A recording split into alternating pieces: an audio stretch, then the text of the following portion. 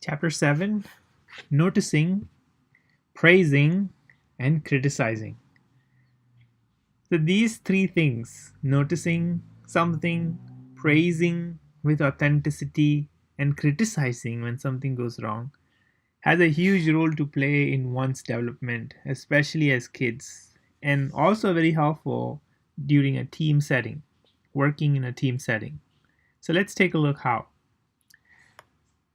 So, a lot of times, many of us are in a constantly connected world, and most of the times we are distracted. So much distracted that we even fail to notice achievements that our kids show in their day-to-day activities or our team members show during the work that they do, and we take things for granted, take a lot of things for granted.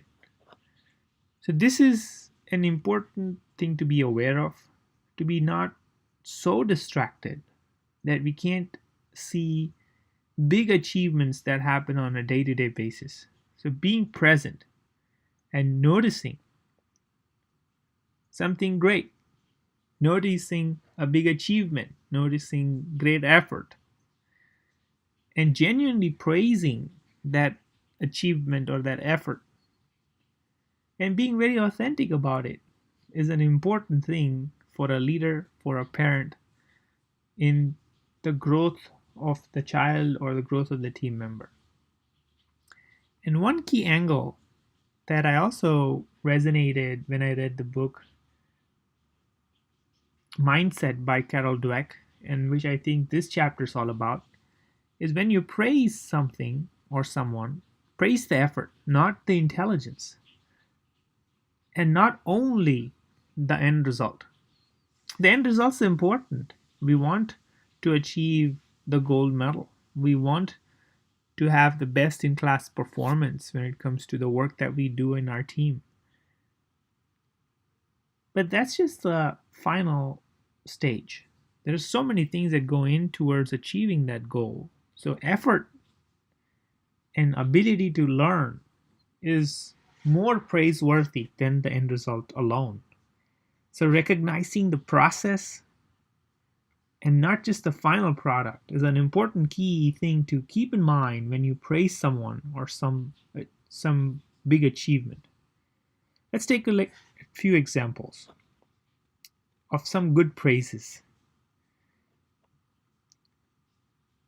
and examples of what questions to ask. It's like, what did you learn today versus how did you do in your test?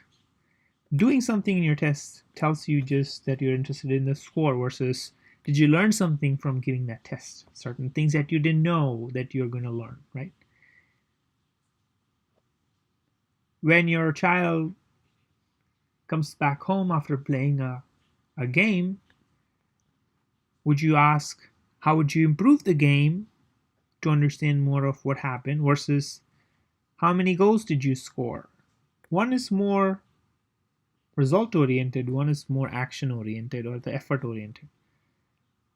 Are you proud of the work that you do versus did you get the gold medal? You worked hard to figure it out versus you are so smart. When you say someone's smart, that tells them that everything that they get out of the work that they do should reflect that smartness. And all of a sudden, when they fail, now they cannot live up to that expectation of being smart. That has a lot of downsides. So, thus, praising the effort on how hard someone worked, how much effort someone put in, is way better. Also, I would say praise the final result, but not just that. So instead of saying you're the best at the work that you do, you could say, you put in really great hard work. Tell me about this work. You've studied really hard for this subject versus math comes naturally to you.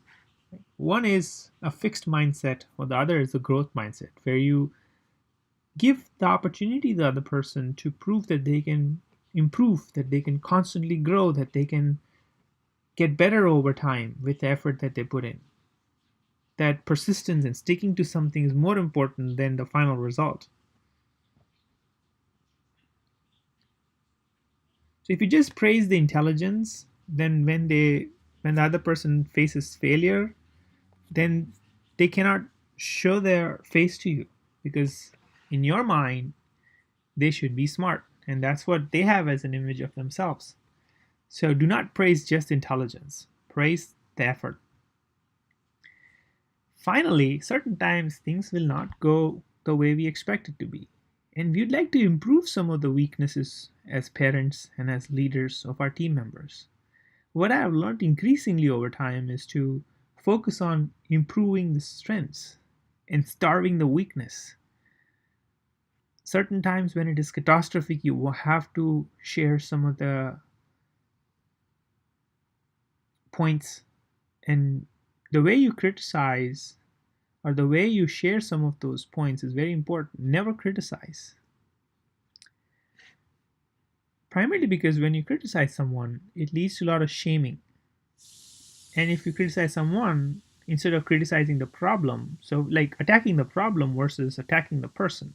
So always attack the problem, not the person. Attack what happened versus who did it.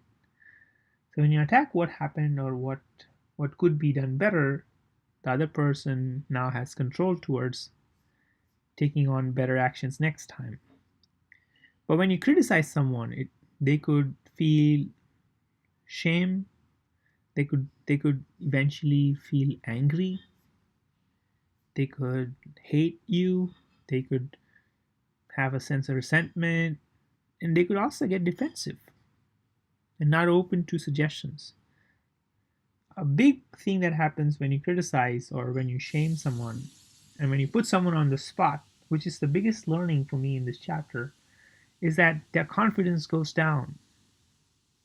And all of a sudden, they're getting this message that they're not good enough. So always attack the problem, never the person. Do not shame, do not criticize. And when you have to criticize, make it constructive. Recognize everything else that went well, all of the strengths that the person has. And assert everything that was good, and things that were not good were things that happened and not the person. And now they'll be more receptive, they will be adaptive, they will make better effort next time.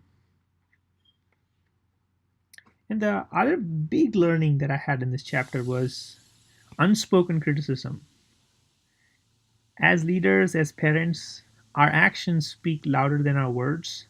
So if we criticize someone and send a mental message to someone by our actions, by taking on things for our kids or for our team members, sends a very powerful message that the other person is not competent, that the other person cannot do things. So like when you take over work from someone, when you solve someone else's problems, you are not speakingly, you are criticizing them through your actions, which is a huge deal.